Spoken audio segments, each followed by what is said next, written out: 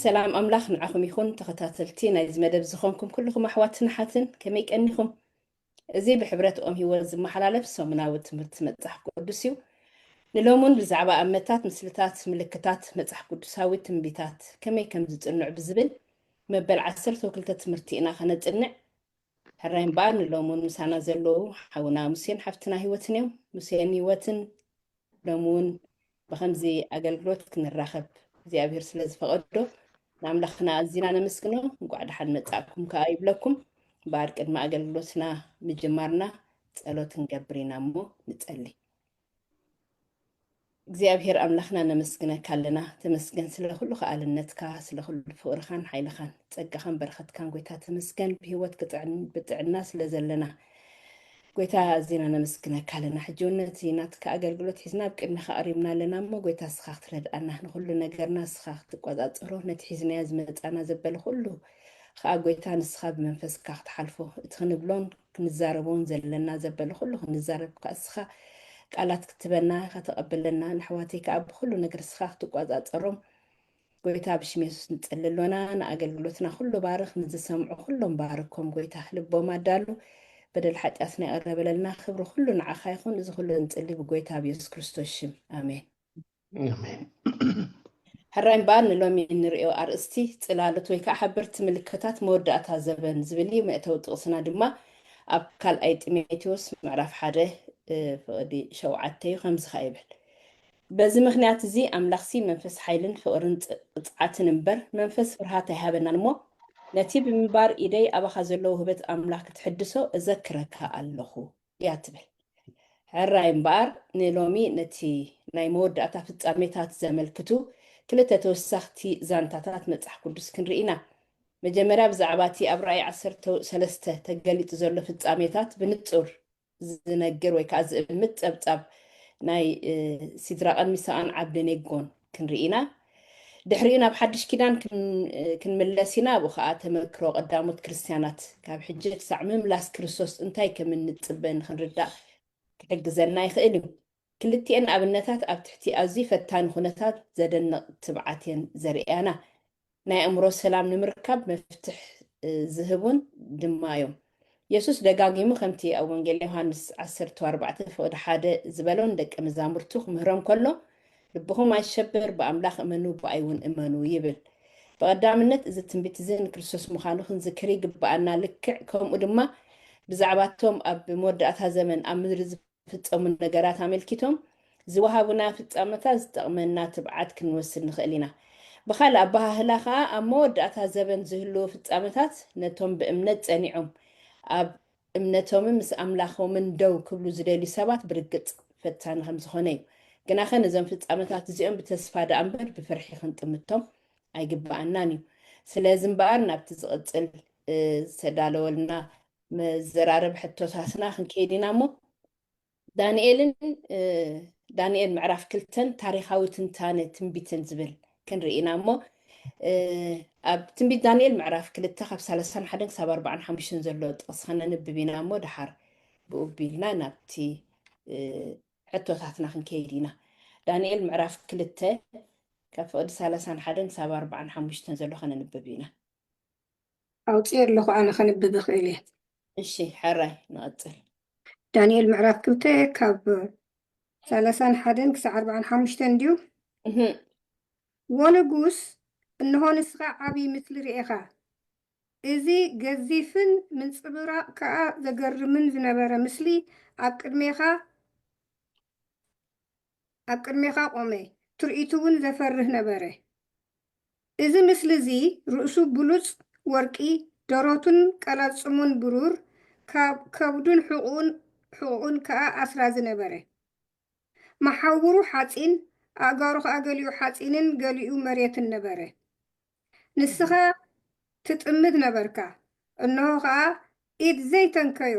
እምኒ ተፈንቂሉ ነቲ ሓፂንን መሬትን ዝኾነ ኣእጋር እቲ ምስሊ ወቕዖ ዳዕሞ ኾን ሽዑ እቲ ሓፂንን መሬትን ኣስራዝን ብሩርን ወርቅን ብሓደ ተዳዕሞኸ ከም ቡቕቡቕ ዓውዲ ቀውዒ ኾነ ኣሰሩ ክሳዕ ዝጠፍእካ ንፋስ ወሰዶ ነቲ ምስሊ ዝወቕዖ እምኒ ግና ዓብዪ ከረን ኮነ ንብዘላ ምድሪ እውን መልአ እህ እቲ ሕልሚ እዚ እዩ ትርጉምኡ ከዓ ኣብ ቅድሚ ንጉስ ክነግሮ ኢና ወ ንጉስ እቲ ኣምላኽ ሰማይ ንዓኻን ንመንግስትኻን ስልጣን ሓይልን ክብርን ዝሃበካ ንጉስ ነገስታት ንስኻ ኢኻ ደቂ ሰብ እንስሳን መሮርን ኣዕዋፍ ሰማይን ዝነብሩ ዘበለ ከዓ ኣብ ኢድካ ሃበካ ኣብ ልዕሊ ኩሎም ድማ ኣግዛኣካ እቲ ርእሲ ወርቂ ንስኻ ኢኻ ብድሕሪኻ ድማ ካባኻ እቲ ንእስ ካልእ መንግስቲ ክትንስኣ ኣብ ልዕሊ ኩሉ ምድሪ ድማ ክትገዝእ ካልእ ሳልሳይ መንግስቲ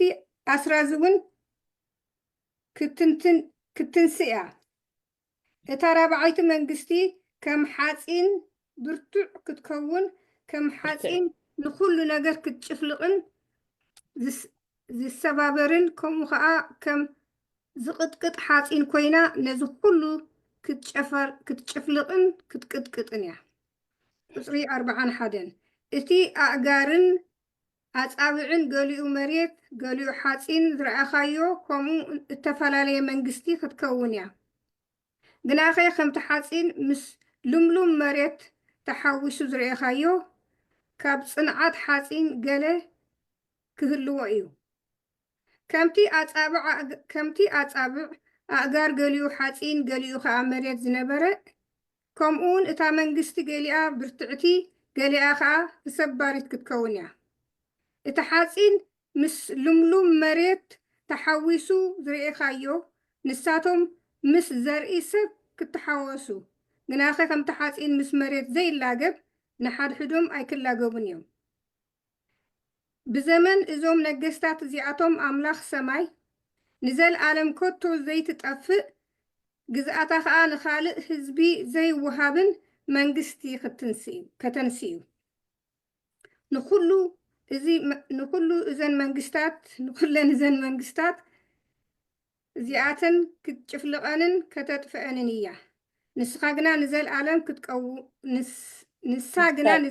ክትቀውም እያ 45 ከምቲ እምኒ ኢዱ ከይተንከዮ ካብ ከረን ተፈንቂሉ ንሓፂንን ኣስራዝን መሬትን ብሩርን ወርቅን ክድዕምኾ ከሎ ዝረኣኻዮ እቲ ዓብዪ ኣምላኽ ንጉስ ነቲ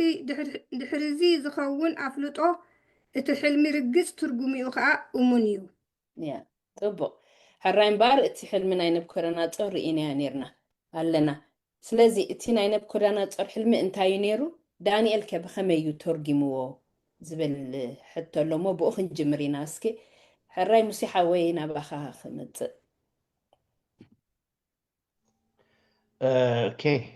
ዳንኤል ምዕራፍ 2 ዛንታ ናይ ሙሉእ ዓለም ዝሓዘን ድዩ ግን እቲ ዛንታ ናይ ተፈላለዩ መንግስታት ክንሪኦ ንኽእል ኢና ግን እቲ ክነተኩረሉ ዝግባአና ነገር ኣሎ ኣብ መወዳእታ ኣብቲ ምዕራፍ ነቲ ምስሊ ኣብ እግሩ ዝሃረሞ እሞኒ ነታ ዓለም ዝመልኣ ከመኽረን ዝኾነ እሞ ኢድ ከይተንከዮ ዝመፀ መንግስቱ ከዓ ንዘለዓለም ትኸውን እያ ትብል ኣብኣ ፎከስ ክንገብር ስለምንታይ እቶም መንግስታት ክንሪኦም ከለና ካብ ተፈላለየ ዓይነት ሓፂን ወርቂ ብሩር ኣስራዚ ድሓር ሓፂን ድሓር ተሓዋወሰ ሕጂ ኣብቲ ተሓዋወሰ ዘመን ኣብኡ እንዲና ንሕና ዘለና ሓፂንን ሓመድን ወይ ጭቃን ሕጂ እቲ እግሪ መሰረት እዩ ክኸውን ዘለዎ ክንሪኦ ከለና ሓደ ነገር ሓደ ምስሊ ወይ ሓደ ህንፃ መሰረቱ ድልዱል ክኸውን ኣለዎ እቲ ህንፃ ክቐውም ምሽ እዚ ምስሊ እዚ ግን መሰረቱ ድልዱል ኣይኮነን ምድራዊ መንግስታት ኩለን ዓነውቲ ምዃነን እዩ ዘርእየና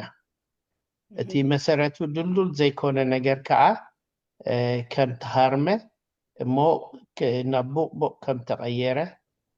ኢና ንርኢ ዘለና ሕጂ ካብዚ እንታይ ኢና ንርኢ ዘለና ክልተ ነገር ሓደ መንግስታት ናይ ዓለም ኣለው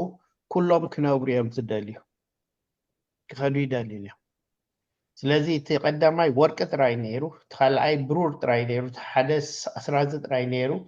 ድሓር እቲ ሓደ ሓፂን ጥራይ ነይሩ ድሓር ኩነታት ተመሓይሹ ተባሂሉ ሓፂንን ጭቃን ተሓዋዊሱ እዚ ዘለናዮ ዘመን እዩ ግን ዋላ እዚ እውን ክቀውም ዘይክእል እዩ እግዚአብሔር ጥራዩ ናቱ ዘለዓለማዊ መንግስቲ ዝኾነ ዝምስርት እግዚአብሔር ኣምላኽ እዩ ሕጂ እተን መንግስታት ኩለን ኣብ ኣውሮፓ እንደን ዘለዋ ተን ዝበዝሓ ሽዑ ዝነበራ ስጋዕ ሕጂ እውን ዘለዋ እታ መንግስቲ እታ ናይ መወዳእታ እታ ራብዒቲ መንግስቲ ሮም እያ ነይራ ወይ ሕጂ ዓዲ ጣልያን ትበሃል እታ ሮም ትበሃል ስጋዕ ሕጂ ኣላ ኣይከደትን ግን እታ ዓቕሚ ሓፂንን ዓቕሚ ጭቃን ተሓዋወሰ እዩ በራሲት ጠፋኢት ምዃና እዩ ሶ ነቲ ሓንቲ ነገር ክብላ ዝደሊ ብዙሕ ግዜ ብዛዕባ ዳንኤል ምዕራፍ 2 ክንምህር ወይ ክንመሃር ከለና ኣብቲ ታሪኻዊ ትንታኔ ብዙሕ ግዜ ነጥፍእ ግን ኣብ ምንታይ ክነተኩር ይግባእ ኣብቲ ናይ ክርስቶስ መንግስቲ እታ ንዘለዓለም ትነብር መንግስቲ እታ ንሙሉእ ዓለም ዝኸደነት መንግስቲ እተን ካልኦት ኩለን ሓለፍቲ እየን ኩሎም በረስቲ እየን ኩሎም ከዓ ሓሊፎም እዮም እዞም ሕጂ ዘለዉ ከዓ ልክዕ ከምኡ እዮም ዘይበርሱ ዘይሓልፉ ይመስሉ ኣይኮኑን ዝጠፍኡ እዮም ብሓቂ እንድሕር ርኢናዮም እቶም ዝኸፍኡ እዮም ማለት ሰይቲ ወሓደ ዓቕሚ ዘለዎም እዮም ዘለዉ ብዚ ግዜ ምናልባት ክንሓስቡ ከለና ብእምሮና እዞም ሕጂ ዘለዉ ዝሓሹ ይመስለና እኸውን ግን እዞም ሕጂ ዘለዉ መንግስታት ንኽጠፍኡ ብጣዕሚ ቀሊል እዩ ንኽጠፍኡ ብጣዕሚ ቀሊል እዩ እቲ ብዝሒ ኣፅዋር ኣብ ዓለም እንሪኦ ኩሉ ነገራት ንኸጥፍእ ንኽድምስስ ብጣዕሚ ቀሊል እዩ ግን ሓንቲ ነገር ናይ መወዳእታ ነጥቢ ከዓ ሰይጣን ነዛ ምድሪ እዚኣ መወዳእታ ኣይገብረላን እዩ ሰብ በቲ ዘለዎ ኣፅዋር ብኒኩሌር ድዩ ብገለ ድዩ ነዛ ዓለም እዚኣ መወዳእታ ኣይገብረላን እዩ መወዳእታ ዝገብረላ እግዚኣብሔር ኣምላኽ ጥራይ እዩ መወዳእታ ዝመፅእ መንግስቲ ናይ ክርስቶስ ምስ ተመስረተት ጥራይ እዩ ስለዚ ከም ኣመንቲ ኣብኣ ክነተኩር ይግባእ ኣብ ከባቢና ዘሎ ውግእ ወረ ውግእ ከፍርሓና ዘይኮነስ እታ ትመፅእ ዘለዓለማዊት መንግስትላ ንሳ እያ ከዓ ደው ትብል እቲ ካሊእ ደው ኣይብልኒ ክርስቶስ ብዛዕባ ምፅኣቱ ክዛረብ ከሎ ከምቲ ብግዜ ኖህ ኢሉ ብግዜ ኖህ ሰባት ኩሉ ድላዮም ይገብሩ ነይሮም ንሳቶም መልእኽቲ ኮይኑ ይስምዖም ነይሩ ከምኡ ከዓ ሕጂ ክንድምስሳ ኢና እዛ ዓለም ዝብሉ ሰባት ኣይንስእን ንኸውን ግን እግዚኣብሔር እዩ ዝድምስሳ ከምቲ ብግዜ ኖህ እግዚኣብሔር ብማያሂ ንምድሪ ዘፅርያ ነዛ ዓለም ብሓዊ ዘፅርያ ከዓ እግዚኣብሔር እዩ እታ ትምስረት መንግስቲ ከዓ ናይ ክርስቶስ እያ ስለዚ ቀልብና ኩሉ ነገርና ኣብኣ ዘተኮረ ይኩን እግዚኣብሔር ባርኽኩም ኣሜን ኣሜን ምስሓዊ ኣምላኽ ባርኽካ ፅቡቅ ጌርካ ገሊፅካልና ኣለካ ሂወት ምናልባት ትውስኸሉ እንትደሊኪ ቅድም እንታይ ክብል ይደልሲ እቲ ዳንኤል ነዚ ኩሉ ምስጢር ክትርጉምን ክፈልጥን ዝኸኣለሲ ብናቱ ተኣማሚኑ ይኮነን ኣብ ፅቡቅ ቦታ እዩ ተዋሂብዎ ነይሩ ክልተ ነጥብታት ከተኩረለን ዝደልሲ ንርእሱ ጥራይ ክጠፍእ ደይኮነስ እንከላይ ነቶም ካልኦት ጠቢባውያን ኣብኡ ዝነበሩ ከየጥፍኦም ምእንቲ ይፅሊ ነይሩ ብዙሕ እምነት ነይሩዎ ናብ እግዚኣብሔር ሕጂ እግዚኣብሔር ድማኒ ተገሊፅሉ ብትብዓት እውን ክትርጉም ክኢሉ ተርጊሙ ድማኒ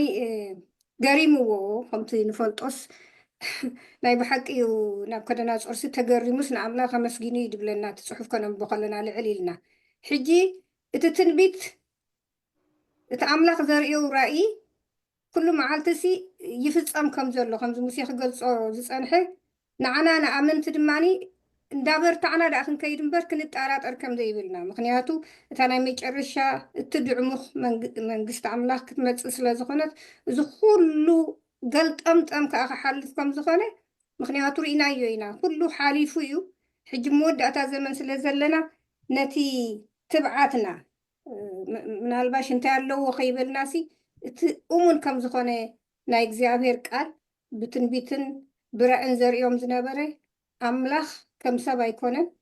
እቲ ድፍፀም ክፍፀም እዩ ግን ትብዓት ከድልየና እዩ ከም በዓል ዳንኤል መዝሙር እውን ኣላ ተባዕ ከም ዳንኤል ኩን በይንኻ እውን ቁም ትብል ድሓር ክንመፆ ኢና ኣብቲ ናይ ዕረፍቱ ምስ በልና ግን ናይ እግዚኣብሔር ቃል ናይ እግዚኣብሔር ነገር ከም ዘይቅየር እሞ ንዓና ድማ ከትበዓና ከበርታዓና ከም ዘለዎ ብሓይሉ ድማ ክንፀንዕ ከም ዘለና ፅቡቅ ሂወት ሓፍቲ ኣምላኽ ይባርኽኪ ከምቲ ክትብሎ ፀናሕኩም ከምኡ እንድዩ ግን እስኪ ኣብቲ ዳንኤል ምዕራፍ 2 ኣምላኽ ንመፃኢ ከም ዝፈልጦ ጥራይ ዘይኮነስ ኣብ መወዳእታ ድማ ኣብ ኩሉ ኣብ ትሕቲ ቁፅፅሩ ምዃኑን ብኸመይ ከረጋግፀልና ብኸመይ ነረጋግፅ ከምኡ ምዃኑ እስኪ ሂወት ሓፍተይ ቀፅል ብኣ ከለኺ እዛ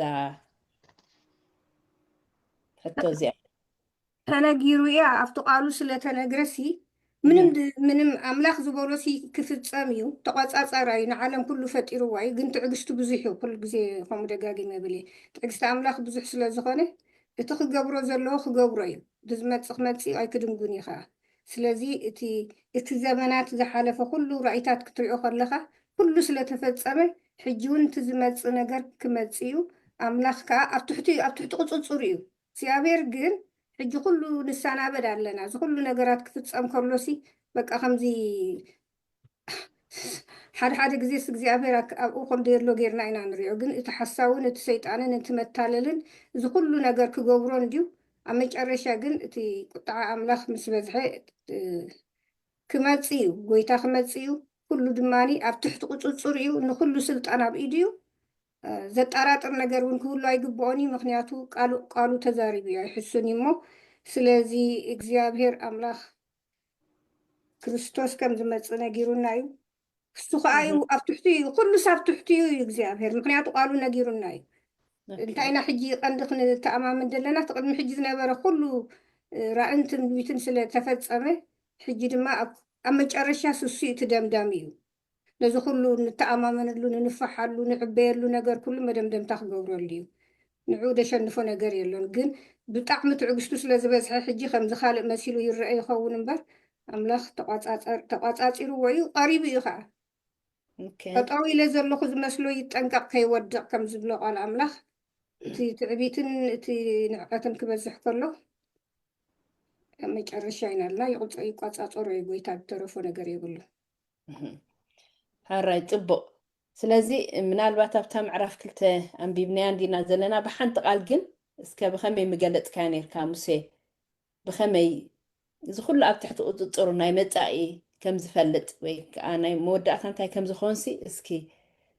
ብሓንቲ ቃል ከመይ ምበልካያ ሓንቲ ቃል እኳ እንደ ግን ነቲ ሕልሚ ትርጉም ሂቦ እቲ ኣምላኽ ኩሉ እሱ ከም ዘበገሶ እቲ ንጉስ እንታይ ኢልዎም ሕልመይ ንገሩኒ ትርጉም ከዓ ንገሩኒ ኢሉ እዚ ዘይበሃል ነገር እዩ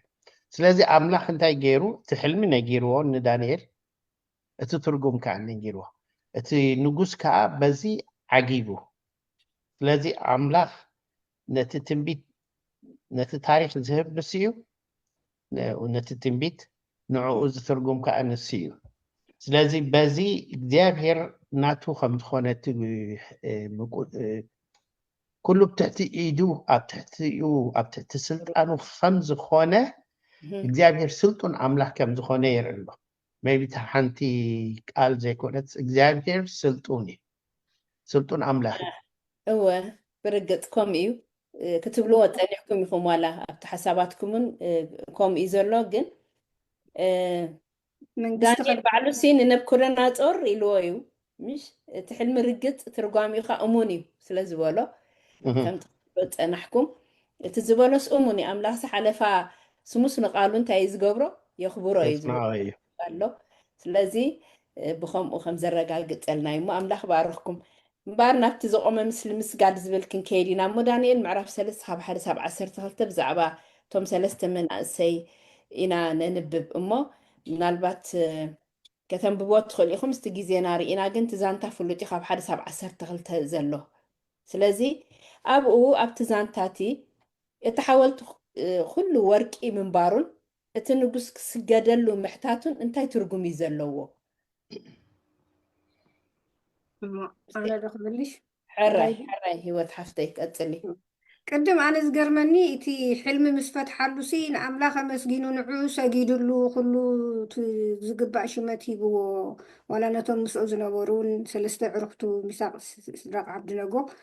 ዝኩሉ ገይሩሎምሲ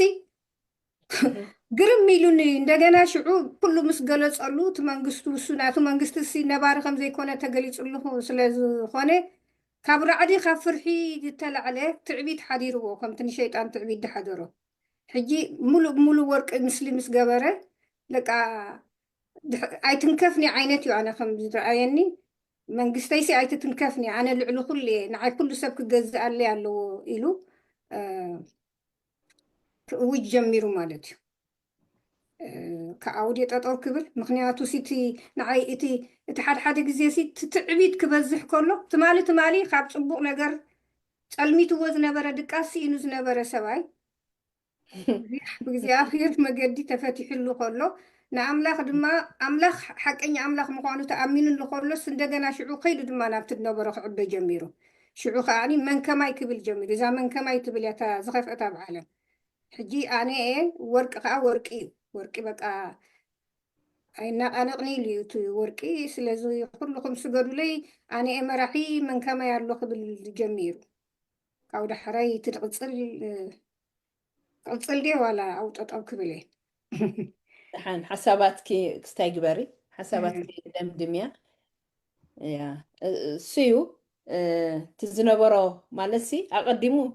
ንኣምላኽ ክብሪ ሂቡ ግናኸ ወርቂ ምዃኑ ምስ ፈለጠ ግን ከዓ ካልእ ክብሪ ከዓ ደሊ መሊሱ ናብ ገዛ ርእሱ ክምለስ ከሎ ኢና ንርኢ ሙሲሓዊ ከብኸመይ ትገልፃ? ኣብዚ እቲ ዘሎ ንዓይ ሓስበሉ ነይረስ ባህርያት ናይ ኩሎም ሰብ ስልጣን እዩ ሕጂ ቁሩብ ኣሜሪካ ሕጂ ዳ ነገራት ቁሩብ ይቀያየራሉ እምበረይ ኣሜሪካ ሲ ፍቃድ ኣምላኽ ዘለዋ ዓዲ እያ ክንብል ንኽእል ኢና ብብዙሕ መንገዲ ቀዳማይ እቶም ፕሬዚደንት ኩሉ ግዜ ይቀያየሩ እዮም ካብ 8 ዓመት ንላዕሊ ፕሬዚደንት ዝኾነ ሰብ የለን ሓደ ጥራይ ነይሩ ካልኣይ ክሓስቦ ከለኹ ታሪክ ናይ ኣሜሪካ ክሓስብ ከለኹ ጆርጅ ዋሽንግተን ወዲ ተባዕታይ ውላድ ኣይነበሩ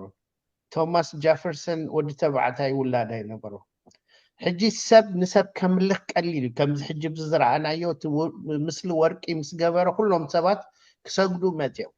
ሓደ ኣብ ስልጣን ዘሎ ክስገደሉ ደሊዩ ሰባት ከዓ ንዕኡ ክሰግዱ ደልዩ ክልተ ዓይነት ወልፊ እዩ ዘሎ ሓደ ናይ ስልጣን ወልፊ ኣሎ ሓደ ከዓ ናይ ሰባት ከዓ ነቲ ስልጣን ንእግዚኣብሔር ገዲፎም ነቲ በዓል ስልጣን ናይ ምስጋድ ወልፊ ኣለዎም ሕጂ ኣሜሪካውን ብቐሊሉ ኣብ ከምዚ መወደቐት ነይራ ወዲ ክስቶ ተባሂሉ ንሱ ጥራይ እንገሰልና ገለ ምንበሉ ነይሮም ግን ኣምላኽ ሓልይዎም ከምኡ ይኮኑን ሕጂ ለንቅነ ንሪኦ ዘለና ኩነታት ቁርብ ልውጥ ይብል የተሓሳስበካ ግን ኣብ ዓለምና ክንርኢ ከለና ሰባት ኣብ ስልጣን እንድሕር ኣልዮም ክፀድቁ ጥራዮም ዝደልዩ ናቡከደነፆር እታ ወርቂ እንድያ ነይራታ ርእሱ ሕጂ ርእሲ ጥራያ ወርቂ ኢሉ ብግልፂ ነጊሩ ወይ ዳንኤል ከይፈርሐ ርእሲ ወርቂ ስኻኻ ብድሕሪኻ ዝመፅእ ኣሎ ብድሕሪኡ ዝመፅእ ኣሎ ብድሕሪኡ ዝመፅእ ኣሎ ድሓር መወዳእታ ዝመፁ ተመቃቀሉ መንግስታት እዮም ኢሉ ግን ካብታ ስልጣን ክወርድ ኣይደልን ስለዚ ብምልእታ ካብ ርእሱ ስጋእ ዕግሩ ነቲ ምስሊ እንታይ ገይርዎ ወርቂ ገይርዎ ንሱ ጥራይ በይኑስ ሓንሳ ኣእምሮ ሰብ ክድፈን ከሎ ብጣዕሚ ገርመካ ከመይ ኢሉ ሱስ መዋቲ ሰብ ክነሱሲ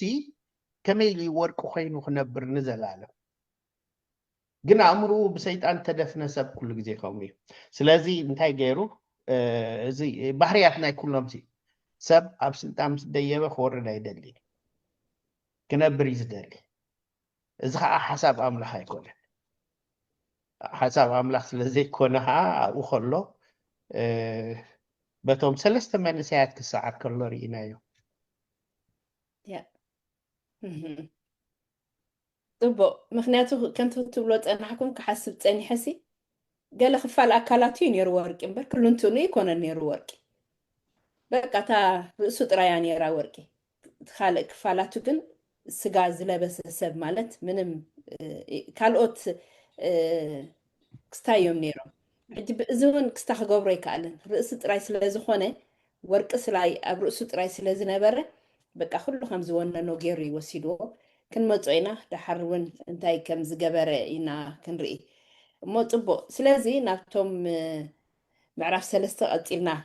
كنرئو مينا بزعباتهم سلسة أبراويان سيدرا أمساو عبدنيقو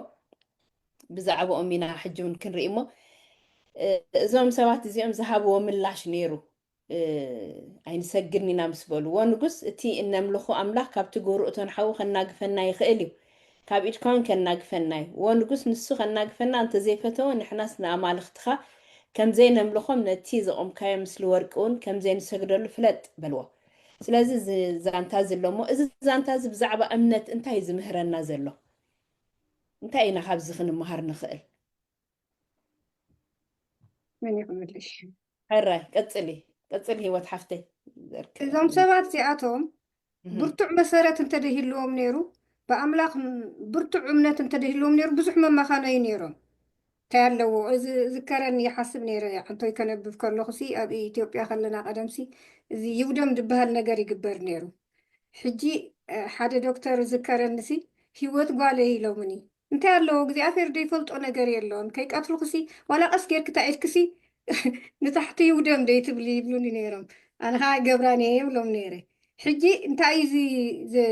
اتمسرتيو اتمسرت نايت امنت بأملاخ زلكا تأماننت بمفلات رقص برقص إلوم يمكا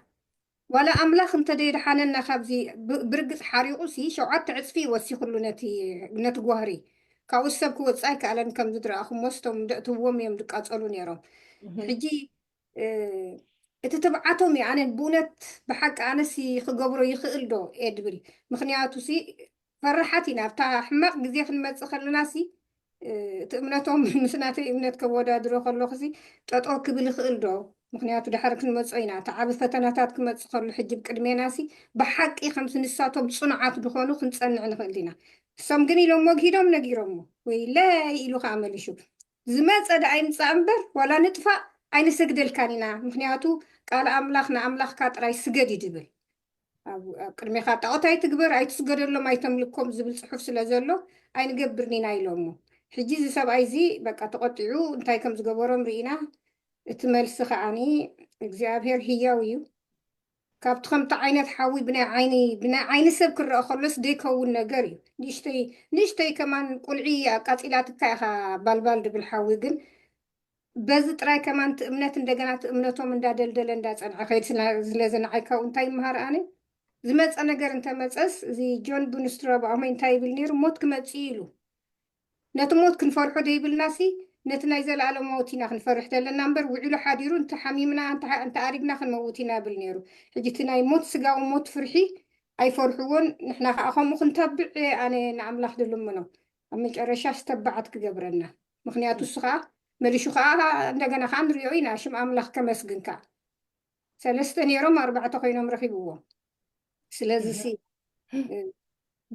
በቲ ተሓልፎ እምነትካ ፅንዓት ንኻልኦት እውን ምስክር ክትከውን ትኽእል ኢኻ ወላ እኳ እቶም ኣሳዶ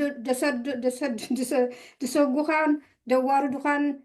ደኣስሩኻን ደጋፍዑኻን ሰባት በቲ ናትካ ፅንዓት እውን ክምለሱ ይኽእሉ እዮም برقت حوت حفتي اسكي مسيحاوي كنتاي تبل أبزي آخر رئان دلي حدا كن مكا حين خيلن ديني حين خيلن دينا because تي فتنة أحمد خلو برتعي فتنة قال لي لا يكون بفلا يبدو مود أتا زمن كا ببزح كن فتن خيلينا كا كله زفر حجس قلعو اللونا قال اللونا بزح فتنة ببعينة إزمت قنا كله قويتا مسانا له سلمتاي أفتحاو خسندو خلو قويتا نتحاو خطفوهم قلالو ده قليل نتحاو خطفوهم قليل قن نتحاوي فور أبتحاوي قن مسؤوم آتيو مستوم سلسة أبتحاوي مسؤوم آتيو سلازي أب كل فتنة قويتا مسانا له حدا كالأي زي نخلو فتنة أي فتنة ناني حجي أنا انتي حاسب زاناتي حسابه ምናልባት ኣብቲ መወዳእታ ዘመን ዘሎ ፈተና ክንፃወሮ ዘይንኽእል እንድሕር ኮይና እግዚኣብሔር ከዕርፈና እዩ ብኡ ተፈቲና ክንወድቕ ኣይደልን እዩ ክንጠፍእ ስለ ዘይደሊ ከዕርፈና እዩ ስለዚ ኣብ እቶም ብሕጂ ብጎይታ ዝሞቱ ብፁዓን እዮም ይብል ምሻብራይ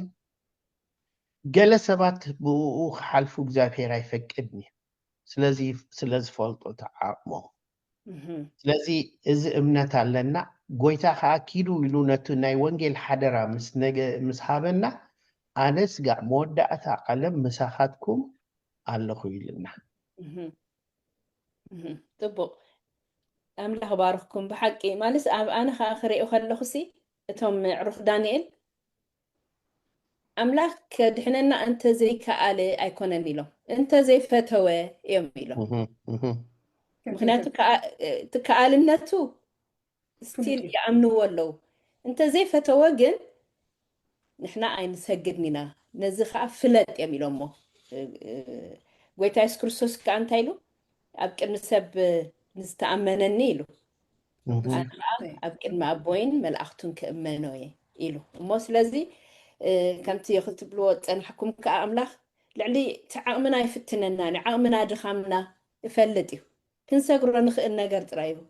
ከስግረና ክሕልፈና ዝኽእል እሞ ዝርዳኣልና ኣምላኽ ዝፈልጥ ኣምላኽ ስለ ዘለና ንኣምላኽና እዚና ንምስግኖ እምበኣር ዳግማይ ነቲ ዝቆመ ምስሊ ምስጋድ እምበኣር ሕጂ ኣብ ትንቢት ዳንኤል ኢና ክንርኢ ፀኒሕና ሕጂ ከዓ ኣብ ራእይ ዮሃንስ እንታይ ዝብል ብዛዕባ እዚ ከዓ ክንርኢ ኢና ጥቕስታት ኣሎ ከነንብቦ ፅቡቅ እዩ ጥቕስታት እዚ ኣዝዩ ኣገዳሲ ስለ ዝኾነ ሓፂር ሓፂር ከዓ ስለ ዝኾነ እሞ ራእይ ዮሃንስ 13 ካብ 11 ሳብ 17 ኣለና ራእይ 14 ካብ 9 ሳብ 11 ሙሴሓ ወይ ኣንብባ ራእይ ዮሃንስ 13 ካብ 11 ሳብ 17 ከዓ ሂወት ኣንብብያ ኣነ ከዓ ራእይ 24 ከንብቤተን ተረፋ ጥቕስታት እንድሕር ሃለይ ኣብቲ ሓሳባትኩም ኣብኡ ከተንብቦ ትኽእሉ ኢኹም እሞ ናብታ ናይ ራእይ ዮሃንስ 14 ንኺድ ካብ 9 ሳብ 11 ራእይ 14:9 እንታይ ይብል ካልእ ሳልሳይ መልኣኽ ድማ ሰዓቦም ብብርቱዕ ድምፂ ከምዚ እናበለ ሓደ እኳ ነዚ ኣራዊት እዝን ንምስሉን እንተሰገደ ኣብ ግንባሩ ወይ ሳብ ኢዱ ማሕተም እንተተቐበለ ንሱ ድማ ካብቲ ኣብ ፅዋዕ ቁጥዑኡ ብዘይ ምሕዋስ እተቐድሐ ወይኒ መዓት ኣምላኽ ክሰቲ እዩ ኣብ ቅድሚ ቅዱሳት መላእኽትን ኣብ ቅድሚ እቲ ገንሸልን ከዓ ብሓውን ዲንን ክስቀይ እዩ ትኪ ስቃዮም ንዘለኣለም ይወፅእ እቶም ንኣራዊትን ንምስሉን ዝሰግዱ ዘለዉ ሓደ ከዓ ማሕተም ስሙ እንተተቐበለ ለይትን መዓልትን ዕረፍቲ የብሎምን ኣራይ ፅቡቅ ራእይ ዮሃንስ 13 ከዓ ካብ 11 ሳብ 17 ዘሎ ሓደ ካልእ ኣራዊትን ካብ ምድሪ ክወፅእ ከሎ ርኢኹ ናይ ገንሸል ዝመስል ክልተ ቀርኒ ዘለዎ ትክክል ደ ዘለኹ ራእይ ዮሃንስ 13 እወ ኣብ ቅድሚኡ ድማ ብዘሎ ስልጣን እቲ ቀዳማይ ኣራዊት ይገብር ንሱ ነቲ እታ ቁስሊ ሞቱ ዝሓወየት ቀዳማይ ኣራዊት ከዓ ምድርን እቶም ኣብኣ ዝነብሩን ከም ዝሰግድሉ ይገብሮም ኣብ ቅድሚ ሰብሲ ሓደ እኳ ካብ ሰማይ ናብ ምድሪ ክሳዕ ዝወርድ ዓበይቲ ትእምርቲ ይገብር ነቶም ኣብ ምድሪ ዝነብሩ እውን ነቲ ብሰይፊ ተወቂዑ ዝቆሰለ እሞ ዝሓወየ ኣራዊት ምስሊ ክገብሩሉ እናበለ በቲ ኣብ ቅድሚቲ ኣራዊት ክገብሮ እተዋህቦ ትእምርትታት ነቶም ኣብ ምድሪ ዝነብሩ የስሕቶም ኣሎ ምስሊ እቲ ኣራዊት ምእንቲ ክዛረብን ነቶም ንምስሊ እቲ ኣራዊት ዘይሰግዱ ዘበሉ ኩላቶም ምእንቲ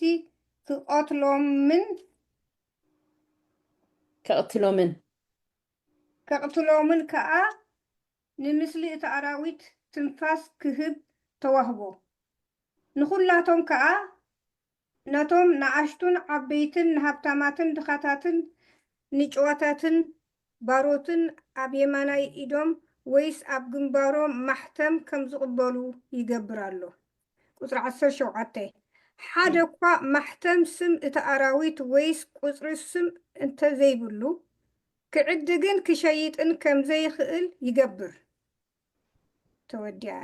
ያ 17 ናይ መወዳእታ ንከንብባ ራእየ ዮሃንስ 24 ዝፋናት ድማ ርኢኹ ኣባታቶም ከዓ ተቐመጡ ፍርዲ እውን ተዋህቦም ነፍሳት እቶም ምእንቲ ምስክር የሱስን ምእንቲ ቃል ኣምላኽን እተሰየፉ ነቲ ኣራዊትን ንምስሉን ከዓ ዘይሰግዱ ማሕተሙን ኣብ ግንባሮም ወይስ ኣብ እዳዎም ዘይተቐበሉ ድማ ርኢኹ እዚኣቶም ህያዋን ኮኑ እሞ ምስ ክርስቶስ 1000 ዓመት ነገሱ እያ ትብል። ሕራይ እምበር ከም ዝዘንበብናዮ እዘን ጥቕስታት እዚኣትን ብዛዕባ ትእዛዛት ኣምላኽ ምስ ትእዛዛት ሰብ ዝፃረር እንታይ ፍልሊ እዩ ዘሎ ብሲ ክልተ ነገር ኢና ርኢና ዘለና ኣብዚ ዘንበብናዮ እሞ እንታይ ኢና ርኢና ዘለና ኣብዚ እቲ ኣብ መንጎ ሰብን ኣብ መንጎ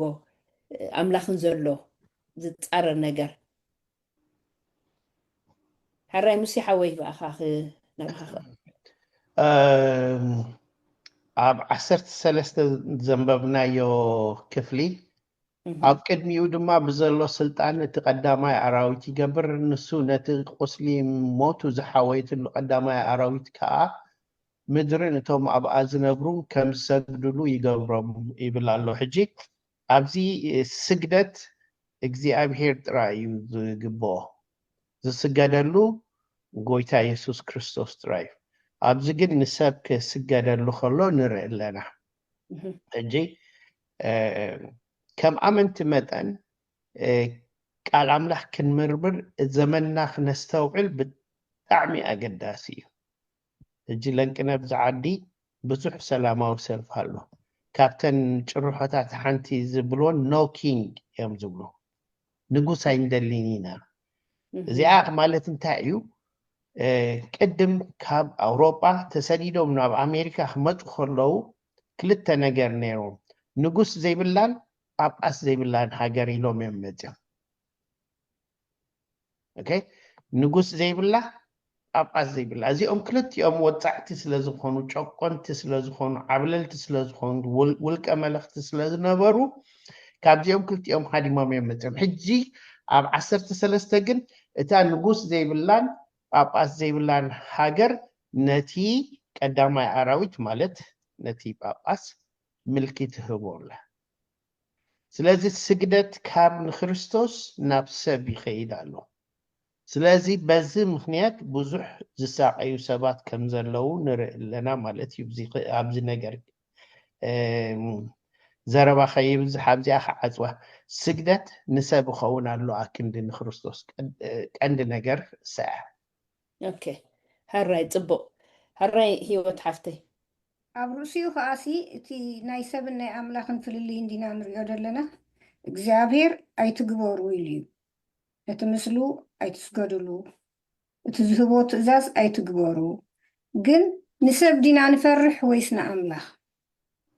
እግዚኣብሔር እሙን እዩ። ብዙሕ ነገር ከዓ ሰይጣን ከዓ መዓት ነገር ይድፍትን ደሎ ብዛ ዓለም ከም ዝእመን ዘይእመን ነገር ከም ዘይእመን ገይሩ ብዙሓት ሰዓብቲ ይረክብ ኣሎ። ናይ ብዙሕ ሰዓብቲ ትዝገርመኩም ካብቲ ቁኑዕ ናብቲ ሕማቅ እዮም ሰባት ብዙሕ ድስዕቡ እሞ ኣብኡ እቲ ሚዛን እዩ። ኣብቲ ሚዛን ክንሪኦ ዘለና ናይ ኣምላኽ ዲና ንኽተል ወይ ናይ ሰብ ኢና ንኽተል? ድሕራይ ዜሩ ናበይ ድኸይድ? እቲ ቃል ኣምላኽ ከ ክሳዕ ክንደይ እዩ ተመርሚሩ ተፀኒዑ ደሎ? እንተደኣ ንቃል ኣምላኽ ፈሊጥናዮ እቲ ቃል ኣምላኽ ንብሎ ዲና ንገብር ዋላ ሰብ ዘውፅኦ ዘቆሞ ምስልታት ወይ ሰብ ዘውፅኦ ሕጋጋት ኢና ሕጋጋት ክሪኦ ኢና እንዳገደደ እዩ ድኸይድ እምበር ሕጂ እንዳሓሸ ከምደይ ከይድካ ቃል ኣምላኽ ነጊሩና እዩ። ስለዚ እቲ ፅንዓትና ኣብዚ እዩ። ከም መላእኽቲ ኣምላኽ ምሳና ኣለዉ ከምቲ ዓንተወይ ሙሴ ድበሎ ከዓ ፍቃዱ እንተኮይኖም ሓደ ግዜ እግዚኣብሔር ክሕልፈና እዩ በቲ ፈተና እንተደኣ ዘይኮይኑ ከዓኒ ክንዕርፉን ይፈቅዶን ድዩ? ግን እንታይኣ ነማርርዋት ነቲ ዝኣመናዮ እምነትሲ ነግፈረክ ከይበልና ክንፀንዕ ከም ዘለና ንሰብ ዲና ነገልግል ዋላስ እቲ ኩሉ ትንቢታት እንተተንተናዮ ግዜ ከይነውሓና ዋጋ የብሉን። ምክንያቱ ፅናዓትኩን ተባዕ ከም ዳንኤል ኮይና ክንቀውም ጥራይ ደድልየና። ምክንያቱ ናይ ሰብ ባህልን ናይ ሰብ እንታይ ሽሙ ምህሮን ስዒብና ኣብ ጉድጓድ ክንኣቱ ኢና እቲ ዝፈለጥናዮ ቃል ነጽናዓዮ ንሰብ ከዓ ንሓብሮ ቃል ኣምላኽ ባዕሎም ተማሂሮም ንኽፈልጡ ጽቡቕ ኣምላኽ ባርኩም እግዚኣብሔር ንህዝቡ ሰማይን ምድርን ባሕርን ዓይኒ ማየትን ስለ ዝገበረ ክስገደሉ እዩ ኣዚዙ ከምቲ ኣብ ራእይ ዮሃንስ ምዕራፍ 14 ፍቕዲ 7 ዝረኣናይ ማለት ስለዚ ህዝቢ ኣምላኽ ወይ ከዓ ንሕና ሰባት ንፈጣሪ ዳ እምበር ንጣዖታት ክንሰግድ ከም ዘይብልና እዩ ተነጊሩ ዘሎ ስለዚ እዞም ብዛዕባቶም ዝሓለፉ ኣብ ዳንኤል ዘንበብናዮም ብዛዕባቶም 3 ይዕሩኽ ዳንኤል ሲ ብዘይካ ነቲ ፈጣሪ ዝኾነ ኣምላኽ ንኻልኦት ክሰግዱ እዮም ተፈቲኖም ግናኸ ብፈተና ነቲ ፈተና ሰጊሮም ክሓልፉ ከለዉ ኢና ንርኢ እሞ ኣብ ራእይ ዮሃንስ ክነነብብ ከለና ከዓ ልክዕ ከምኡ እዩ ዝኸውን ዘሎ እንተኾነ ግን ንኣምላኽ ዘይኮኑስ ንጣዖታት ናይ ምስጋድ ፈተነ ከም ዝህሉ እሞ ክሳብ ክንደይ ኢና ኣብ ቅድሚ ኣምላኽ ብእምነትና ደው ክንብል ንኽእል ስለዚ ኩሉ ግዜ ምስ ኣምላኽ ክንጓዓዝን ኩሉ ግዜ ርክብና ምስ ኣምላኽ ፅኑዕ ክኸውንን ከም ዘሎ ድሓር እቲ ግዜ ከዓ ከነንብቦ ከም ዘለና እዩ እዚ ትንቢት ናይ ዳንኤል ምስ ራእይ ዮሃንስ ከንረኣዮ ከለና ማለት እዩ እሞ ኣብ ሮሜ 1 ካብ 18 ሳብ 25 ዘሎን ምስ ራእይ 14 ካብ 9 ሳብ 10 ዘሎን ኣነፃፂርዎ ኣለዎ እሞ ኣብዚ ብዛዕባ ቁጣዕ ኣምላኽ ዘሎ ምትእስሳር እንታይ እዩ ዝብል ሕተሉ እሞ ምናልባት ጥቕሲ ከነንብቦ ንኽእል ኢና ምስቲ ግዜና ብምኻዴ ክሳይ ዝገብር ዘለኹ እሞ ተን ጥቕስታት ኣብ ሮሜ ምዕራፍ 1 ካብ 18 ክሳብ 25 ዘሎ እያ ሓንቲ ከዓ ኣብ ራእይ ዮሃንስ 14 ኦልሬዲ ኣንቢብናያ ፀኒሕና ኢና ካብ 9 ሳብ 10 ዘሎ ኣንቢብና ኢና እስኪ ሮሜ እሞ ነንብባ ሳ ከንብባ እሞ ኣነ ድሓር ናብቲ ሕቶ ክንከይድ ኢና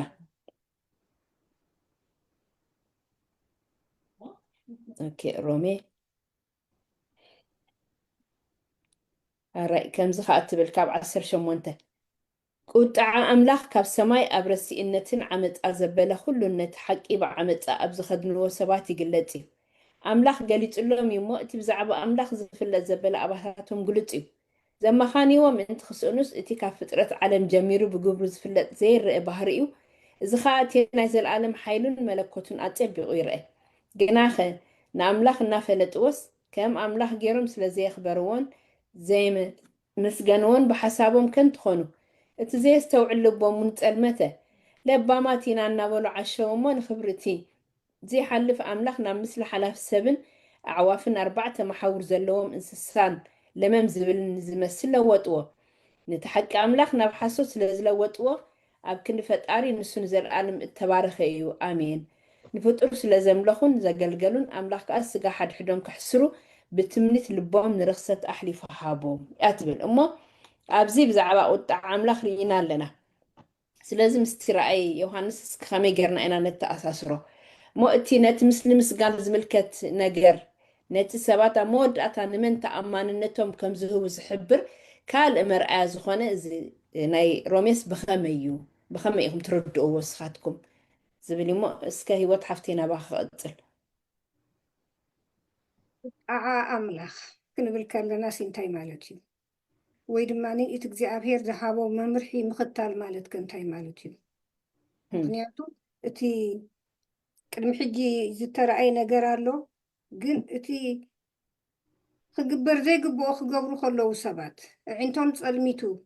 ፈፂሞ ዓይንቶም ዒሮምሲ ልክዕ ከምቲ ዓንቶይ ክንብሎ ዝፀናሕና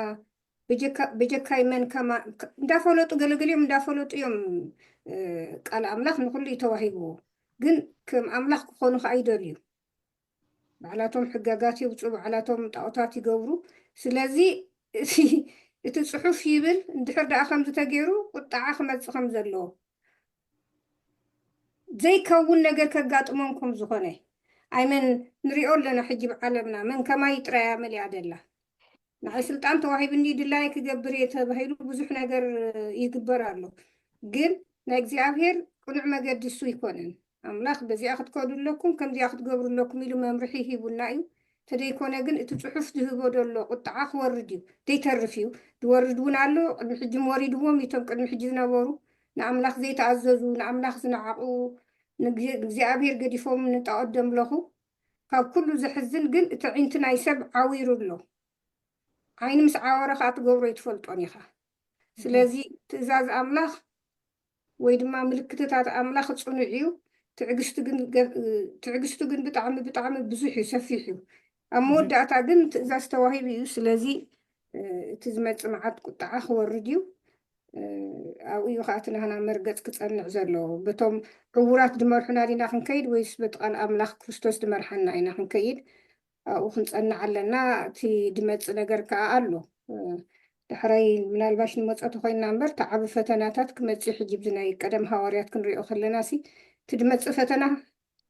ክመጽእ እዩ ሕጂ ድመጽእ ተቐረበ ኣሎ ኣብ ገምገም ኣሎ ንዕኡ ንኸብፅሓና ግን ነቶም ዝቐንዖምን ድሃፍቶምን ማዕርግ ተዋሂቦም ሰብ ዲና ንርኢ ወላስ ነቲ ትሕትና ርኢና ንኣምላኽ ክንሰግድ ኢና ንመርፅ ሃራይ ፅቡቅ ሂወት ሓፍተይ ሙሴሓወይ ምናልባት ኣብታ ናይ ሮሜ ኣተኪርካ ምስታ ናይ ራእዮኻን ዘንበብናያ እስኪ እንታይ ምበልካ ስኻኸ ብሓፂሩ እታ መጨረሻ ክፍሊ ንርክሰት ኣሕሊፉ ሃቦም ይብል ኣሎ ሕጂ እታ ኣሕሊፉ ሃቦም ዝብል እቲ ሰብ ንመን ከምልኽ መሪፁ ንሰብ ነቲ ኣራዊት ከምልኽ መሪፁ እግዚኣብሔር ካብ ምርጫኻ ይኽብረልካ ይኩሉ ግዜ ስለዚ ምርጫኦም ንሰብ ስለ ዝገበሩ ነቲ ዝመረፅዎ የሕሊፉ ሂብዎም ግን ሳዕቤን ኣለዎ እቲ ዝመረፅዎ ከዓ ብሃውን ዲንን ዝጠፊ እዩ ስለዚ ምስቲ ዝመረፅዎ ይጠፍኡ ብሓፂሩስ እቶም በዓል ዳንኤል ኣብ ባቢሎን ዝኸድሉ ምክንያት ኣብ ኢየሩሳሌም ኮይኖም ንባቢሎን እናፍቅዋ ነይሮም ስለዚ ኣምላኽ ንባቢሎን ተማሪሖም ከም ዝኸዱ ገይርዎም ኣብ ባቢሎን ኮይኖም ከዓ ንኢየሩሳሌም ናፊቆማ ከዓ ክንስሑ ጀሚሮም እግዚኣብሔር መሊስዎም ስለዚ ምርጫ እዩ እግዚኣብሔር ጨካን ኣምላኽ ቁጡዕ ኣምላኽ ስለ ዝኾነ ብሓዊ ከጥፍእ ባህ ዝብሎ ዝኾነ ዘይኮነስ ሰብ መሪጡ ነቲ ዝመረፆ ከዓ ንርክሰት ኣሕሊፉ ሃቦም ስለዚ ዋላ ራእይ ዮሃንስ ዋላ ሮሜ ምርጫ ናይ ሰብ እዩ ፅቡቅ ከምቲ የሱስ ክርስቶስ ዝበለሲ ምሳይ ዘይኮነ መቐናቕንተ እዩ ኢሉ እቲ ምሳይ ኮይኑ ዘይእክብ ከዓ ይዘሩ ይብል እሞ ስለዚ በዚ ኢና ንሕና ንልካዕ ማለት እዩ ምስ ኣምላኽ እንድሕር ኮይንና እንታይ ኢና ንኸውን ንእክብ ኢና እምበር ኣይንዘሩን ኢና ኣብቲ መስመር ናይ ጎይታ ኢና ዘለና እሞ ብከምዚ ኢና እቲ ተኣማንነትና እውን ከነርኢ ንኽእል ሕራይ እምበር ስደት ናይ ተቐዳሜት ቤተ ክርስትያን ዝብል ኣሎ እዚ ከዓ ኣብ ግብረ ሃዋርያት ምዕራፍ 12 ዘሎ ዛንታይ ካብ 1 ሳብ 17 ዘሎ ኢና ንረኽቦ እሞ እዚ ዛንታ እዚ ወይ ከዓ እዚ እንሪኦ ወይ ከዓ እነንብቦ ጥቕሲ ናይ መፅሓፍ ቅዱስ ነቲ ዝመፅእ ፅላሎት ነቲ ናይ መወዳእታ መዓልቲ ፍፃመታት ክኸውን ዝኽእል ፅላሎት እዩ ይብል እሞ ብኸመይ እዩ ከምኡ ኮይኑ ምናልባት ብሩህ ክኾነልኩም ከነንብባ ንኽእል ኢና ምንቲ ነቲ ሓሳብ ንምሃብ ምእንቲ ክጥዕመኩም ከነንብባ ንኽእል ኢና እዛ ጥቕሲ እዚኣ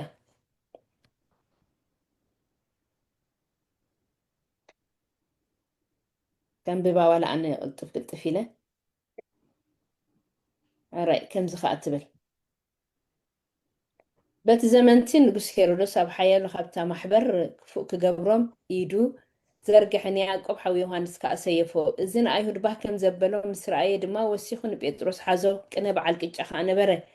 ምስ ሓዞ ከዓ ናብ ቤት ማእሰርቲ ኣእተዎ ድሕሪ ፋሲጋ ናብ ህዝቢ ከውፅኦ ደልዩ በብኣርባዕተ ኮይኖም ክሕልዎ ንኣርባዕተ መደብ ዓቀይት ተሕሊፉ ሃቦም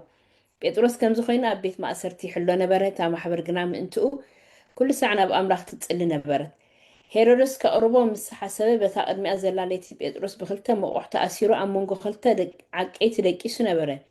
እቶም ሓለውቲ ከዓ ኣብ ኣፍ ደገት ቤት ማእሰርቲ ኮይኖም ይሕልው ነበሩ እነሆ ከዓ መልኣክ እግዚኣብሔር ኣብ ጥቕኡ ደው በለ ኣብታ ቤት ማእሰርቲ ድማ ብርሃን በርሀ ንጴጥሮስን መሰንገሊኡ ተንከዮ ቀልጢፍካ ተንስእ ኢሉ ኣበራበሮ እቲ መቃውሕ ድማ ካብ እዳው ወደቐ እቲ መልኣክ ከዓ ተዓጥቀ ኣሰኣንካውን ኣእቱ በሎ ንሱ ድማ ከምኡ ገበረ እቲ መልኣክ ከዓ ክዳንካ ተኸደን እሞ ሰዓበኒ በሎ ንሱ እውን ወፂኡ ሰዓቦ ግና ክረኣይ ዝርኢ ዘሎ ይመስሎ ነበረ እምበር እቲ ብመልኣኽ ዝኾነ ሓቂ ምዃኑ ኣይስተውዓለን ነቶም ቀዳማይን ካልኣይን በሪ ዝሕሉ ምስ ሓለፉ ናብቲ ናብ ከተማ ዘእቱ ማዕፆ ሓፂን በፅሑ ባዕሉ እውን ተኸፍተሎም ወፂኦም ከዓ ሓደ ኣደባባይ ምስ ሓለፉ ሽዑ እቲ መልኣክ ካብኡ ተሰወረ ጴጥሮስ ናብ ልቡ ምስ ተመለሰ ድማ እግዚኣብሔር መልኣኹ ልኢኹ ካብ ኢድ ሄሮዶስን ካብቲ ህዝቢ ኣይሁድን ዝፅበይዎ ዝነበሩ ኩሎም ከም ዘድሓነኒ ብሓቂ ሕጂ ፈለጥኩ በለ ነቲ ነገር ምስ ኣስተውዓለ ናብ ቤት ማርያም ኣደት ማርቆስ ዝበሃል ዮሃንስ መፀ ኣብኡ ከዓ ብዙሓት ተኣኪቦም ይፅልዩ ነበሩ ጴጥሮስ ነቲ ማዕፆ ደገ ኳሓኳሕ ምሳ በር ሮዳ ትበሃል ግዝእቲ ክትሰምዕ መፀት ንሳ ከዓ ድምፂ ጴጥሮስ ምዃኑ ምስ ኣለለየት ብታሕጓስና ውሽጢ ጎያ ጴጥሮስ ኣብ ኣፍ ደገ ደው ኢሉ ከም ዘሎ ነገረት እምበር ነቲ ማዕፆ ኣይከፈተቶን ንሳቶም ግና ተፀሊልኪ ክበልዋ ንሳ ከዓ ከምኡ ምዃኑ ኣርገፀት ሽዑ መልኣኽ ክኾነ ይኸውን በሉ ጴጥሮስ ግና ኳሓኳሕ ይብል ነበረ ምስ ከፈቱ ከዓ ረኣይዎ እሞ ተገረሙ ንሱ ግና ስቕ ክብሉ ብኢዱ ኣመልከቶም እግዚኣብሔር ካብ ቤት ማእሰርቲ ከመይ ገይሩ ከም ዘውፅኦ ከዓ ኣዘንተወሎም እሞ እዚ ነገር ዝን ያዕቆብን ነቶም ኣሕዋትን ነገርዎም በሎም ካብኡ ወፂኡ ከዓ ናብ ካልእ ስፍራ ከደ እያ ትብል እሞ እዛ ዛንታ እዚኣስ ነየናይ ክፍሊ ናይ ዛንታ እዚ ወይ ከዓ ፅላሎት ናይ መወዳእታ መዓልቲ ፍፃመታት ክኸውን ይኽእል ብኸመይ እያ እዚኣ ትርድእዋ እስኪ ህይወት ሓፍቴና ባህ ክቕፅል ኣብቲ ግዜ ጭንቀትን መከራንስ እግዚኣብሔር ከም ዘይሓድገና እየ ኣነ ድሪኦ ምክንያቱ ጴጥሮሲ ብመቁሕ ተኣሲሩ ክንደይ ካንቾሎታት ሓሊፉ ሓለውቲ መዓት ተገይሩሉ ግን እግዚኣብሔር ክፈቅድ ከሎሲ ወላ ሓንቲ ከልካሊ ከም ዘይብሉ እዩ እግዚኣብሔር ሓያል ኣምላኽ እዩ ኣብቲ መጨረሻ ሰዓት ከዓኒ ራይ ፅንዓት እንተዳሃሊና እግዚኣብሔር ክሕልፈና ከም ዝኾነ ኢና ንሪኦ ካልኣይ ነገር ክድገረመኒ ናይዞም ሃዋርያታት ግን ይፅልዩ ነይሮም ይፅልዩ ነይሮም እግዚኣብሔር ድማ ፀሎቶም ሰሚዕዎ ግን እቲ ሓይሊ ፀሎት መቸም ብርቱዕ እንድዩ ግን ተደኒቆም ከዓ ዳሕራይ በቃ ሓቂ ምእማን ኣብዮም በቃ ሕጂ ትኽፅለ ከሎሲ እግዚኣብሔር ከም ዝገብሮ ብእምነት ምፅናዕ ፅቡቅ እዩ ንኸነሕፅሮሲ እግዚኣብሔር ኣብ መጨረሻ ሰዓት ሕጂ እውን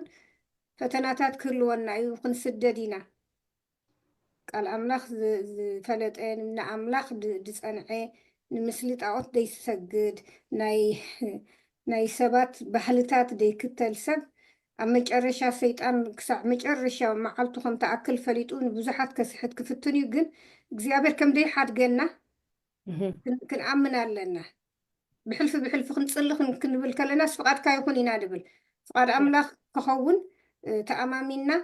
ግን ኣብ ርእሲኡ ከዓ መዓት ሓይሊ ፀሎት ከም ዘድልየና ብዝኾነ ነገር ንርእስናን ወላ ንፀላእትና ክንፅሊ ይነግረና መፅሓፍ ቅዱስ ስለዚ እግዚኣብሔር ኣይሓድገናን እዩ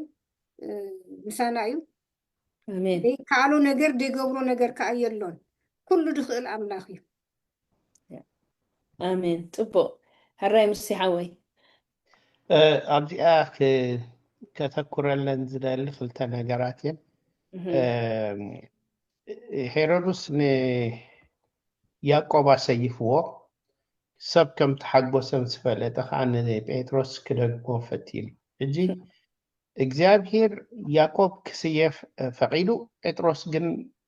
ካብ ቤት ማእሰርቲ ውፅይዎ ሕጂ ትቀንዲ ጸሎት እዩ ዋላ ኣብ ዳንኤል ምዕራፍ 2 ኸድና ክንርኢ ከለና ዳንኤል እቲ ኩነታት ምስ ተፈጥረ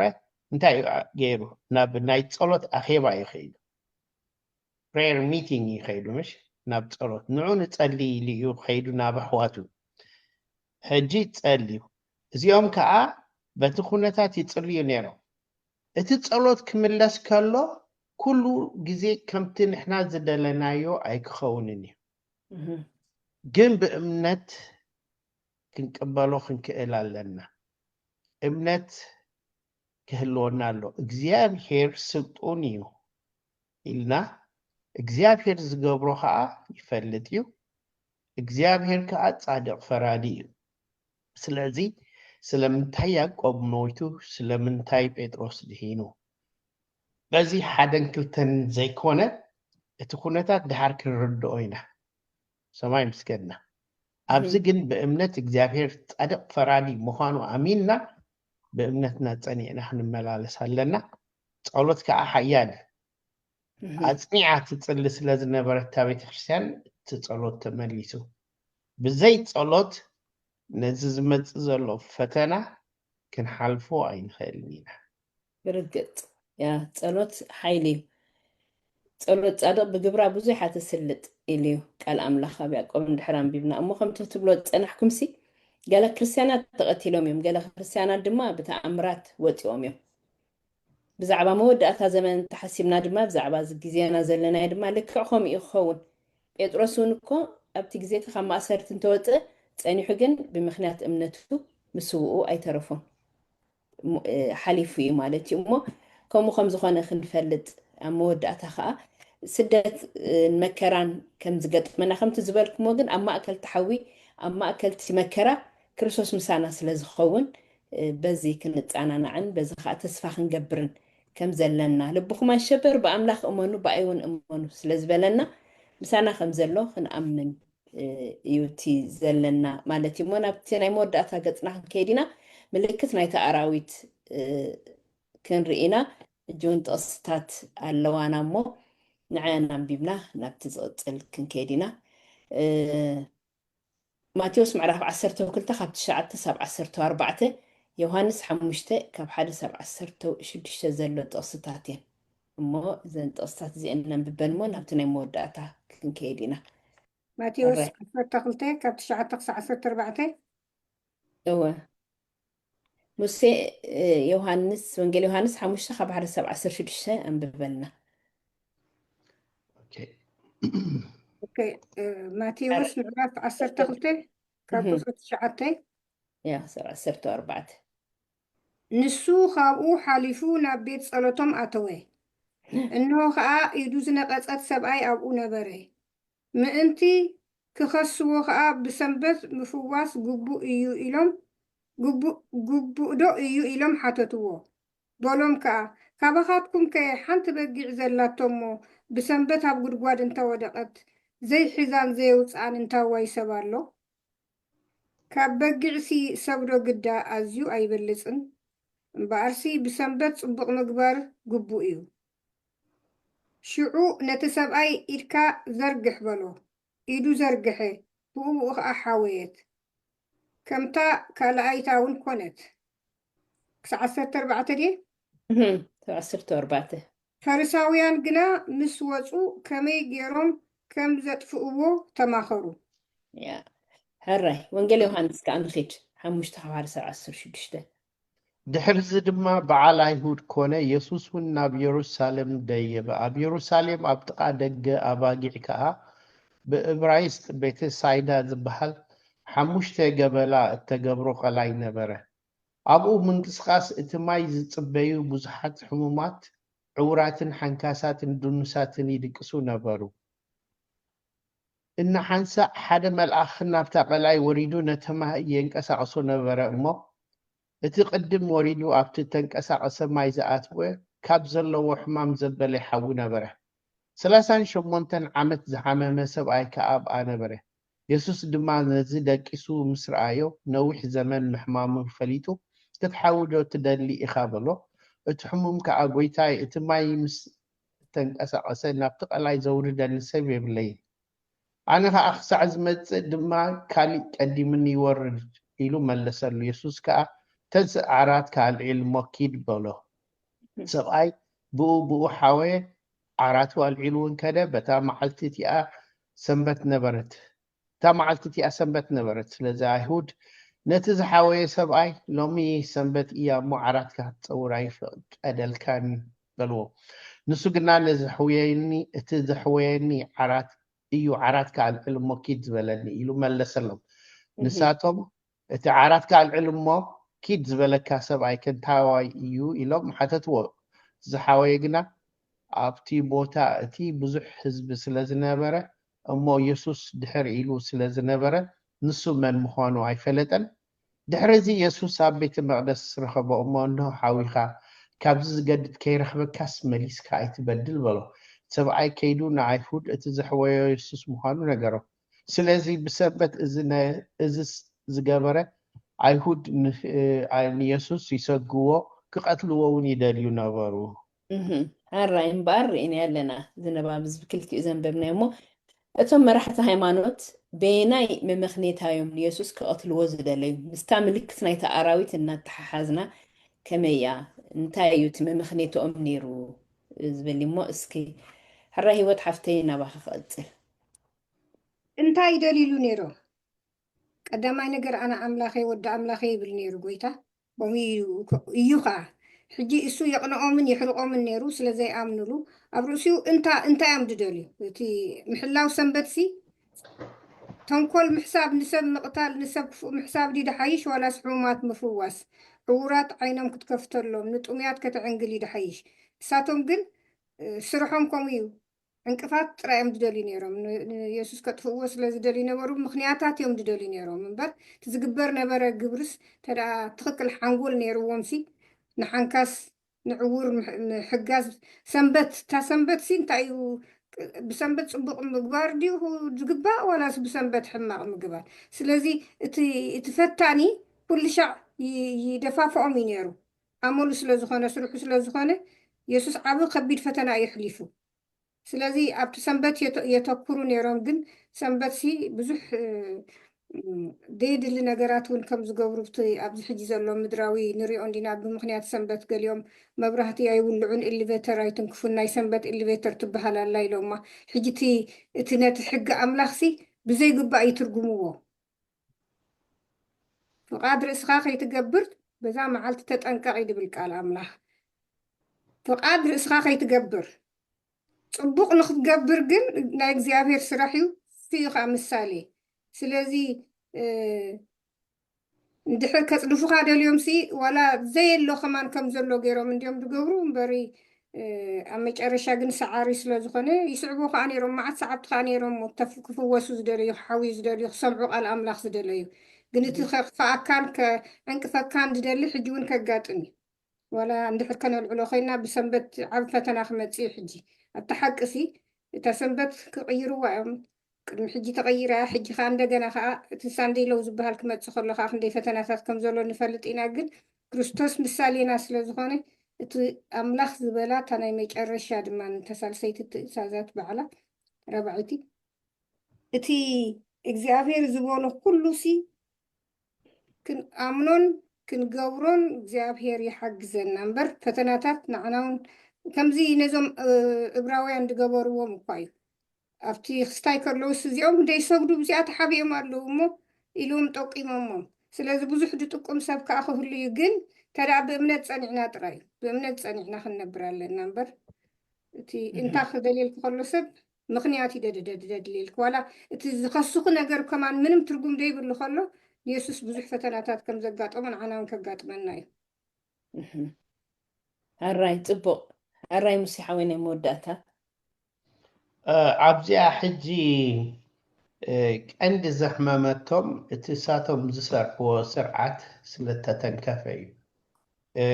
ጎይታ ቅድሚ ሕጂ ኢልዎም በጊዑ ወይ ኣድጉ ኣብ ጉድጓድ ዝወደቐቶ እሞ ከይዱ ዘየውፃእ መን ኣሎ ካባኻትኩም ኢልዎም እዩ ሕጂስ እቲ ሰብ ካብ እንስሳ ከም ዝዓቢ ፍሉጥ እዩ ሂወት ሰብ እቲ ምክንያቶም ግን ንሱ ይኮነን እቲ ምክንያቶም ንትሳቶም ዝሰርዕዎ ስርዓታት ኣለዉ ናይ ሰንበት ስርዓታት ሎም መዓልቲ ቤተክርስትያን ፓስተር ዝዛረብ ነይሩ ካብ 150 ንላዕሊ ዝኸውን ናይ ሰንበት ስርዓት ኣሎ ናይ ሸውዓ ወረቐታይ ትቆርፅ ኒኻ መብራህቲ ተብርህን ኢኻ ገለበለ ኣብ ሓደ ቦታ ብዓይነ ይርአዮ ሓደ ብጣዕሚ ሃብታም ክኾን ኣሎ እቲ ኣይሁድ ገዛ ሰርሕ ነይሩስ ጓሎ ኮይ በዓል ቤታ ናይ ሴኪሪቲ ካሜራ ኢንስቶል ገብረሉ ነይሩስ ሙሴ መፂኻ ዝገዛ ክትሪኦ ኣለካ ኢልኒ ከድና ሕጂ እቲ መብራህቲ መወልዒ ናይ ሰንበት ንበይና መብራህቲ ላ ሬስትሮም እንድሕር ከይዶም እቲ ናይ ሬስትሮም እቲ ናይ ዳሽሙ መክደኒ ከይከፍትዎ ኣውቶማቲክ ልክዕ እቱ ክትብል ከላ ባዕሉ ክኽፈት ሰብኣይን ሰበይትን ብሓንሳይ ኣይድቅሱን እዮም ኣብ መደቀሲኦም ማስተር ቤድሩም ክልተ ዓራት ኣለዎም ነንበይኖም ናይ ሕጂ ኣይሁድ ስለዝኾኑ ሳባስ ክትኣቱ ከላ ኩሉ ነገር ይቕየ ሓደ መዓልቲ ንቤተክርስትያን እንዳኸድኩ ከለኹ ብርቱዕ ማይ ወቅዕ ነይሩ ሓደ ኣይሁድ ከዓ ናብቲ ምኩራብ ከይድ ነይሩስ ማይ ኣነ ማይ ይቅጥቀጥ ስለዝነበረ ራይድ ክበካ ኢለዮ ኣብኒ ስለምንታይ ብሰንበት ማኪና ይስቀሉን እያ ሕጂ እቲ ቀንዲ ነገር እንታይ እዩ እቲ ናቶም ጉዳይ ተተንኪፉ እቲ ሰብ ዝሰርዖ ስርዓት ተተንኪፉ ኣብ መወዳእታ ዘመን ከዓ እንታይ እዩ ክኸውን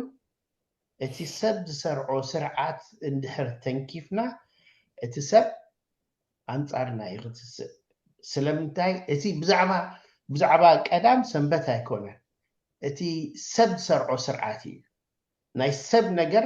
ልዕሊ ኣምላኽ ክስራዕ ምስ ጀመረ እቶም ኣመንቲ ከዓ ነቲ ልዕሊ ኣምላኽ ዝኾነ ስርዓትኩም ኣይንግዛእኒ ኢና ክብሉ ክጅምሩ ከሎ ሽዑ ስደት መፅእ ፅቡቅ ጴጥሮስን ሲላስን እዮም መስለኒ ካብ ንሰብ ምእዛዝ ንኣምላኽ ምእዛዝ ይበልጥ እዮም ኢሎም ልክዕ ከም በዓል ሲድራቅ ምሳቅ ዓብደኔጎ ማለት እዩ እሞ ከምቲ ክንመሃሮ ፀናሕና ኣብ ትንቢት ዳንኤል ከም ዝረኣናዮ ኣብ ራእይ ዮሃንስ እውን ከም ዝቐፀልናዮ የሱስ ክርስቶስ ተዛረቦ ኣብ ማቴዎስን ካልእ ጥቕስታት ናይ ሓድሽ ኪዳን ከም ዝረኣናዮ ከመይ ክንከውን ከም ዘለና ኣብዚ ዘመን እዚ ከዓ ካብቲ ዝተፃሕፈ ወይ ከዓ ካብቲ ዝተባህለ ትንቢታትን ፅሑፋትን ካብኡ እንታይ ኢና ክንወስድ ንሕና እቲ ክሳዕ ሞት ዝዕገስ ሰብኣይ ግን ብፁዕ እዩ ተባሂሉ ኣሎ እሞ ስግደትን ኣምልኾን ንኣምላኽ ጥራይ ዝግባእ እሞ ልክዕ ከምቶም ዝሓለፉ ነቢያት ሃዋርያት ካልኦት እውን ክሳዕ መወዳእታ ነቲ ናይ ኣምላኾም እምነት ሒዞም ንስም ጎይቶኦም ኣኽቢሮም ዝሓለፉ ንሕና እውን ከምኡ ኮይንና ክንሓልፍ እግዚኣብሔር ፀጋ ከብዝሓልና መመሊስና ኣብ እምነትና እምነት እናወሰኽና ክንቅፅል እግዚኣብሔር ፀጋ የብዝሓልና እሞ ስለዝነበረና ግዜ ንኣምላኽ ኣዝና ነመስግኖ ንዓኻትኩም ከዓ ስለቲ ዝሃብኩም ንኣዝዩ ኣገዳስን ግሩምን መልእኽቲ ኣዝየ ዘመስግነኩም ደጊመ ከዓ ኣምላኽ ይባርኽኩም ይብለኩም በኣር መደብና ብፀሎት ክንዛዝሞ ኢና እሞ ህይወት ሓፍተይ ፀሎት ግበርልና ንፀሊ ቅዱስ ቅዱስ ቅዱስ ህያዋይ እግዚአብሔር ኣምላኽ ክብርን ሞገስን ስብሓትን ንዓኻኹን ኣሜን ትዕግስተኛ ኣምላኽ ፈቃሪ ኣምላኽ ኢኻ እሞ ክብርን ምስጋናን ንዓኻ እንደገና ንበካ ኣለና በዛ ሰዓት እዚኣ እግዚኣብሔር ኣምላኽ ንሕና ኣብ ቅድሜኻ ንምቕራብ ንበቅዕ ኣይኮንናን ሓጢኣተኛታት ኢና ሓጢኣትናን በደልናን ኩሉ ሕደገልና ወለዋ እግዚኣብሔር ሕጂ ኸዓኒ ነዚ ተመሃርናዮ ቃል ዝሰምዕ እዝኒ ዘስተውዕል ኣእምሮ ክትበና ኣብዚ መጨረሻ ሰዓት ከም ዘለና ፈሊጥና